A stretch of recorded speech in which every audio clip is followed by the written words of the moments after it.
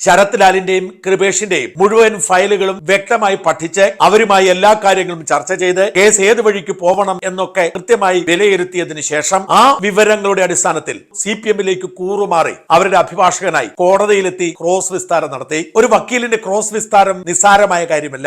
ഇരകളാണ് വീണ്ടും ക്രോസ് വിസ്താരത്തിന് ഇരകളായി മാറുന്നത്. ഒരാൾ നീതിമാനാവാം, അയാളുടെ മേൽ മറ്റൊരാൾ കുറ്റം ചെയ്തിരിക്കാം. എന്നാൽ കുറ്റം ചെയ്തിരിക്കുന്ന കക്ഷിക്ക് വേണ്ടി അയാളുടെ അഭിഭാഷകൻ ഇരകളെ ചോദ്യം ചെയ്യുമ്പോൾ ഒരു മര്യാദയും അവർ കാട്ടാറില്ല. അത് നമ്മുടെ നിയമ സംവിധാനത്തിന്റെ ഭാഗമാണ്. ഏതു വ്യക്തിക്കും നീതി ലഭിക്കേണ്ട തരത്തിൽ നിയമവും നീതിയും കൊണ്ടുവന്നിരിക്കുന്നത് കൊണ്ടാണ് അങ്ങനെ സംഭവിക്കുന്നത്. എന്നാൽ ഈ ശ്രീധരൻ കൃപേഷിന്റെയും ശരത് ലാലിന്റെയും വീട്ടുകാരോടൊപ്പം ചേർന്ന് നിന്നുകൊണ്ട് അവരുടെ എല്ലാ കാര്യങ്ങളും അറിഞ്ഞതിനു ശേഷം അവ ക്രോസ് വിസ്താരത്തിന് വേണ്ടി ഉപയോഗിച്ചു എന്നത് അങ്ങേയറ്റം നന്ദികേടും നീചത്വവുമായി. അതുകൊണ്ടാണ് ശ്രീധരന്റെ നീക്കങ്ങൾ ദൈവം പൊളിച്ചപ്പോൾ കൃപേഷിനെയും ശരത് ലാലിനെയും കൊന്ന 14 പേർ കുറ്റക്കാരാണ് എന്ന് കോടതി കണ്ടെത്തിയപ്പോൾ ശ്രീധരന്റെ കരിയറിന് തിരശീല പോലും വീഴേണ്ടത്. കേവലം പണത്തിന് വേണ്ടി ഏത് കക്ഷിയെയും ഒറ്റിക്കൊടുക്കുന്ന ഒരു അഭിഭാഷകൻ എത്ര പ്രഗത്ഭനാണെങ്കിലും അയാളെ നമ്പരുതേ എന്ന് ഏതൊരാൾക്കും തോന്നലുണ്ടാവുക സ്വാഭാവികം. ചതിയന്മാരും വഞ്ചകരും മാത്രമായിരിക്കും ഇനി ശ്രീധരനൊപ്പം കൂടുക. ഈ കുട്ടികളുടെ ചോരയ്ക്ക് വേണ്ടി ഒറ്റുകൊടുത്ത് ശ്രീധരന് കിട്ടിയ 30 വെള്ളിക്കാശ് അദ്ദേഹത്തിന് കുടുംബത്തിലെ മക്കൾ പോലും തിരസ്കരിക്കാനാണ് സാധ്യത.